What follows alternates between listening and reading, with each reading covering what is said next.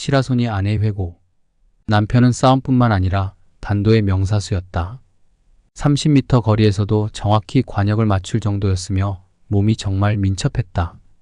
내가 병에 걸렸을 때 죽을 고비가 찾아오자 만약 나를 살려주면 종교인이 되겠다고 신에게 빌었고, 이때 내가 기적적으로 일어나게 되자 후에 이정재를 용서하고, 이정재에게 린치당한 이후 항상 몸에 차고 다니는 권총을 목사에게 넘기고 종교계에 귀의하게 되었다.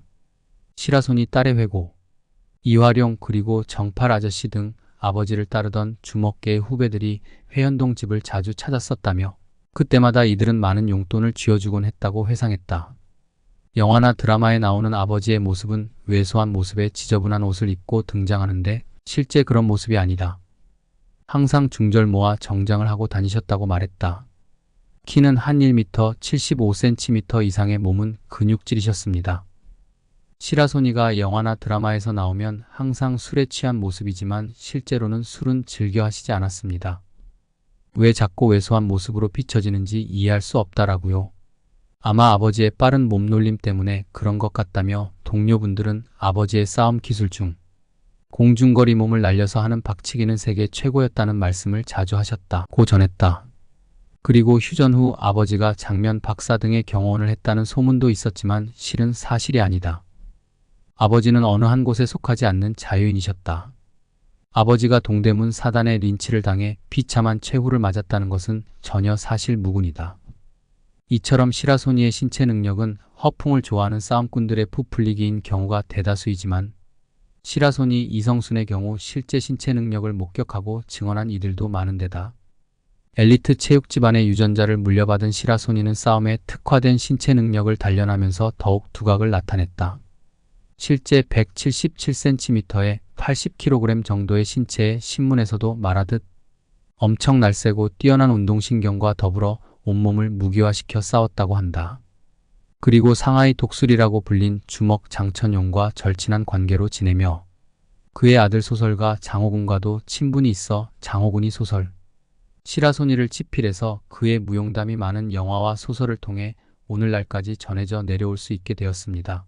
시라소니 아내는 항상 시라소니에게 말했습니다. 깡패의 아내라고 손가락질 당해도 괜찮고 굶어 죽어도 괜찮고 동냥을 해도 괜찮으니 절대 나쁜 짓 하지 말라고 했습니다. 나쁜 짓을 하려면 선량한 사람을 때려야 하니 절대 하지 말라고 했습니다. 시라소니가 린치를 당하고 복수를 꿈꾸자 절대 이정재에게 복수하지 말고 교회로 가서 남은 평생 봉사하며 살자고 간곡히 말했습니다. 결국 시라소니는 아내 덕분에 목숨을 건지게 됩니다. 시라소니에게도 위기가 있었습니다. 5.16 군사 쿠데타 직후 군은 전국의 폭력배들을 다 잡아들였습니다. 이때 시라소니도 구속되었지만 이 여사가 다니는 교회 목사와 교인들이 탄원서를 내어 풀려나올 수 있었습니다. 당시 아내의 간곡한 설득으로 주말마다 꼬박꼬박 교회에 나가는 등 신도들의 신망을 얻고 있었기 때문입니다. 반면 이정재는 목에 깡패 오야붕이라고 적힌 팻말을 매단 채 서울 시내를 행진하는 수모를 당한 후 형장의 이슬로 사라졌습니다. 그 일을 계기로 시라소니는 자신이 살아온 인생에 대한 허무감에 빠져들었고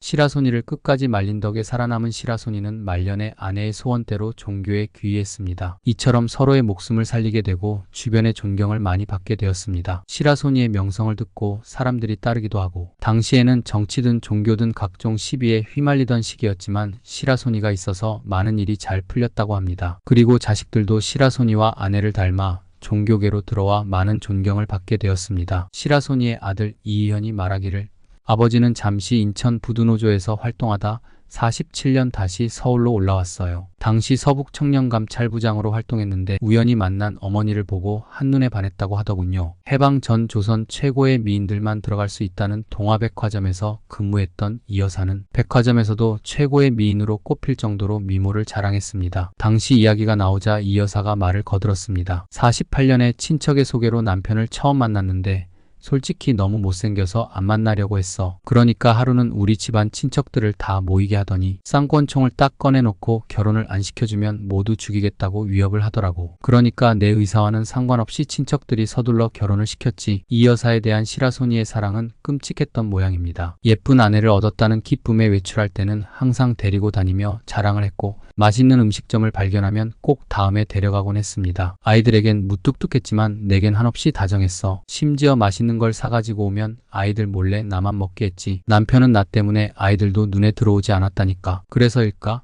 다른 주먹 거물들이 여러 여자를 거느리는 등 사생활이 복잡했던 것과는 달리 시라소니는 춤은 한 번 내지 않고 아내와 평생을 해로했습니다. 물론 남편이 주는 사랑만으로 살 수 있는 것은 아니었습니다. 깡패의 아내란 손가락질은 차라리 견딜만 했습니다. 다른 주먹들과 달리 이권 개입에는 흥미가 없어 집에 가져오는 돈도 없는 데다 우연찮게 돈이 생겨도 후배의 딱한 사정을 들으면 수중에 있던 돈을 다 털어주는 성격이어서 평생 지독한 가난이 이 여사를 짓눌렀습니다. 굶기도 많이 굶었지. 한 번은 동해에 나가면 무상 배급을 준다는데 창피해서 구호 양곡 좀 받게 해달라는 소리를 못했어. 언젠가는 동장이 동해비를 거들어 왔다가 사는 꼴을 보고는 돈을 달라고 하기는커녕 오히려 밀가루 한 포대를 보내온 적도 있었어. 그럼 그걸로 일주일 먹고 살았지. 가난만 안겨주는 남편이 원망스럽지 않았냐고 묻자 그는 오히려 남편이 나 만나서 고생을 했지 하며 손사래를 저었습니다. 처음엔 깡패란 것도 모르고 결혼을 했다가 나중에 알았어. 그래서 굶어 죽어도 좋으니 제발 나쁜 짓은 하지 말라고 간청했지. 그런데 나쁜 짓을 해야 돈이 생기는 거잖아. 그걸 못하니까 남편도 답답했던지 자기를 원망하지 말라고 하더라고. 하지만 그 덕분에 남편 이력서엔 평생 빨간 줄이 하나도 없어. 이 여사의 인생의 결정적 변화의 계기가 온 것은 53년 1월 남편이 이정재 일파에게 테러를 당하면서였습니다. 이 일을 계기로 시라소니와 이정재의 관계는 크게 악화되었습니다. 그 일을 계기로 나는 남편을 구원하기 위해 교회에 나가기 시작했어. 하지만 남편은 총을 가지고 다니며 복수의 칼날을 갈았지. 하지만 결국 암살을 하지는 못했어. 그 후에도 여러 차례 테러를 당했지만 천하제일 주먹인 남편을 쓰러뜨릴 수는 없었지. 그는 남편이 싸움 실력에 대해 특기인 공중제비 돌기와 박치기는 숱한 전설을 낳을 만큼 대단했다고 자랑했습니다. 당시 남편을 테러하기 위해 일부러 시비를 거는 사람들이 많았어. 그러면 남편은 되도록 싸움을 피했지. 하루는 나랑 같이 길을 걷는데 누가 시비를 거는 거야. 나는 그때 싸운지도 몰랐어. 눈 한 번 깜빡이고 나니까 시비를 걸었던 사람은 맞아서 쓰러져 있는데 남편은 어디에 있는지 안 보이는 거야. 그 정도로 빨랐어. 시라소니는 여러 면에서 이정재와 비교되었습니다. 이정재가 자유당과 관계를 맺고 세력을 확장할 때 그는 조봉암을 경호하는가 하면 정부 통령 후보로 이승만이 기붕의 세력과 신익희 장면이 맞붙었을 때는 민주당 경호를 책임지기도 했습니다. 당시 자유당에서 트럭 세대의 깡패들을 실어서 민주당 유세장을 박살내려고 한 일이 있었습니다. 그런데 깡패들이 유세장에 왔다가 시라소니가 있는 것을 보고 그냥 돌아갔다는 것은 유명한 일화입니다. 그 사실을 알고 이기붕 씨가 자기 쪽에서 일해달라며 돈다발을 한 박스 보내왔어. 내가 거절하라고 했지. 그러니까 다시 명동공원을 주겠다고 제의를 하더라고. 그것도 거부했어. 이처럼 의가 아닌 건 절대 하지 않는 분이었어. 시라소니 린치 이후 보통 사람 같았으면 향냄새를 맡거나 일어나지도 못했을 텐데 거짓말처럼 깨끗하게 나왔다고 합니다. 그가 켈러 부대에서 공수훈련 때 입던 군복으로 옷을 입고 시라소니 아내가 말했듯이 단도 던지기를 다시 연습했다고 합니다. 사격 연습도 하였고 항상 품 안에 권총을 챙기고 다녔다고 합니다. 무기 없이 주먹으로 싸우던 시라소니였지만 이미 한번 칼, 갈고리, 낫 등으로 테러를 당했기도 했고 이정재는 그 당시 최고의 자리에 있었습니다. 이정재 밑에 있던 부하만 해도 어마어마한 상태에다 권력의 줄까지 잡고 있어 칼은 물론 총으로 무장한 이정재 보디가드들이 있어 시라소니는 복수를 꿈꾸며 집거하게 됩니다. 세월이 흘러 시라소니는 아내의 일을 도와 교회의 일을 도와주고 있었고 박정희 정권이 출범하고 깡패 소탕령이 내려지고 이정재가 사형당하자 품속에 권총을 집어던지고 아내와 함께 종교계로 떠나게 됩니다. 남편은 싸움뿐만 아니라 단도의 명사수였습니다. 30m 거리에서도 정확히 관역을 맞출 정도였으며 몸이 정말 민첩했습니다. 내가 병에 걸렸을 때 죽을 고비가 찾아오자 마냥 나를 살려주면 종교인이 되겠다고 신에게 빌었고 이때 내가 기적적으로 일어나게 되자 후에 이정재를 용서하고 이정재에게 린치당한 이후 항상 몸에 차고 다니는 권총을 목사에게 넘기고 종교계에 귀의하게 되었습니다. 시라소니 아들의 회고. 아들 때문에 속을 썩였지. 학교에서 밤낮으로 부르는 거야. 아무튼 그 애도 가는 학교마다 왕이었어. 옆에서 듣고 있던 시라소니 아들 이희현 씨가 계면쩍은 듯 웃더니 한마디 거들었습니다. 어머니의 신앙의 힘이 아니었다면 저는 지금도 그 세계에서 방황하고 있었을 겁니다. 초등학교 때부터 만능 운동선수였던 그는 주먹 하나는 자신이 있어 자꾸 싸움판에 끼어들곤 했다고 합니다. 그리고 싸우면 아버지처럼 한 번도 지지 않았습니다. 점점 싸움에 재미를 붙이게 되었어요. 나중엔 하루에 한 번이라도 싸움을 안 하면 몸에 가시가 돋을 정도였어요. 당시 저에 대한 소문이 앞 칠판에서 날아서 뒤 칠판을 발로 찬다였어요. 아버지는 깡패가 아니라 진정한 스포츠맨이었습니다. 그가 본격적으로 조직 세계에 뛰어든 것은 아니었습니다. 아버지를 닮아 조직을 생리적으로 싫어했기 때문입니다. 또한 중학교 2학년 때 아버지의 존재를 알고 난 후 내가 가야 할 길은 이 길이 아니다라고 결심을 한 영향도 있었습니다. 아버지가 걸었던 후회한 길을 아들이 다시 반복하고 싶지는 않았던 것입니다. 고등학교에 입학했을 때였어요. 대대로 내려오는 폭력 서클이 있었는데 전 그곳을 택하지 않고 일부러 작은 서클에 들어갔어요. 그때 그랬어요. 나를 좋게 받아주면 이 서클을 학교장으로 만들어주겠다고. 실제 그렇게 만들었어요. 그의 이런 반 주먹 인생은 대학 2학년 때까지 계속되었습니다. 그런 삶의 변화가 일어난 것은 80년이었습니다. 아버지가 급작스런 장출혈로 의식을 잃고 쓰러졌습니다. 그가 병원을 찾았을 때 이미 아버지의 심장 박동을 알려주는 기계의 그래프는 일직선을 긋고 있었습니다. 생명이 끊어지는 순간이었습니다. 그 순간 이 씨는 자신도 모르게 절규하며 기도했다고 합니다. 그렇게 죽음을 앞둔 아버지를 살리기 위한 이 씨의 기도가 50일을 이어졌고 결국 기적처럼 시라소니는 살아났습니다. 시라소니 딸의 회고, 이화룡 그리고 정팔 아저씨 등 아버지를 따르던 주먹계의 후배들이 회현동 집을 자주 찾았었다며 그때마다 이들은 많은 용돈을 쥐어주곤 했다고 회상했습니다. 영화나 드라마에 나오는 아버지의 모습은 왜소한 모습에 지저분한 옷을 입고 등장하는데 실제 그런 모습이 아닙니다. 항상 중절모와 정장을 하고 다니셨습니다. 키는 한 1m 75cm 이상의 몸은 근육질이셨습니다. 시라소니가 영화나 드라마에서 나오면 항상 술에 취한 모습이지만 실제로는 술은 즐겨 하시지 않았습니다. 왜 작고 왜소한 모습으로 비춰지는지 이해할 수 없다라고요. 아마 아버지의 빠른 몸놀림 때문에 그런 것 같습니다. 동료분들은 아버지의 싸움 기술 중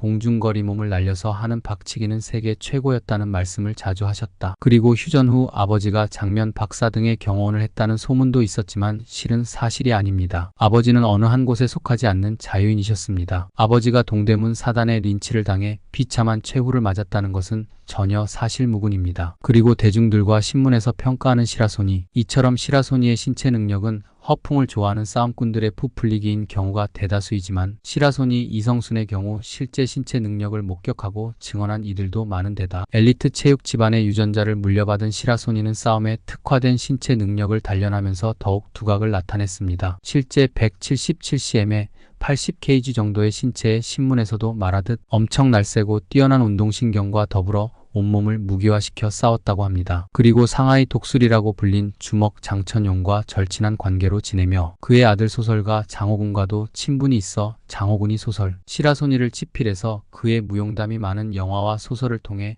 오늘날까지 전해져 내려올 수 있게 되었습니다. 실제 신문에서도 시라소니를 평가하길 신문에서 일개 낭인 시라소니의 죽음에 상당한 지면을 할애한 것도 그가 처음이 아닌가 싶다. 우리 사회 마지막 협객이 사라졌다는 점에서 뉴스 밸류가 없을 수 없다. 언제나 의리와 정의의 편에 살았고 흉기를 쓰지 않는 폭력 두목으로도 유명했다. 그가 권총을 품고 다닌 것도 이정재의 매복조에게 비겁한 기습으로 초죽음이 되었다 살아난 다음의 일이다. 그러나 복수를 벼르던 그는 정치 깡패들이 속죄의 가두 행진을 벌이던 날 권총마저 목사에게 바치고 기독교에 귀의했다. 왕년의 협객인 그가 숨지며 남긴 재산이라곤 단칸 셋방뿐이었다. 하지만 룰도 없이 닥치는 대로 흉기를 휘두르며 살생을 일삼는 요즘의 폭력배들에 질린 사람들은 시라소니 같은 협객을 생각하게 될 것이다 라고 평가하는 걸 보면 실제 그의 일화는 신빙성이 매우 높습니다.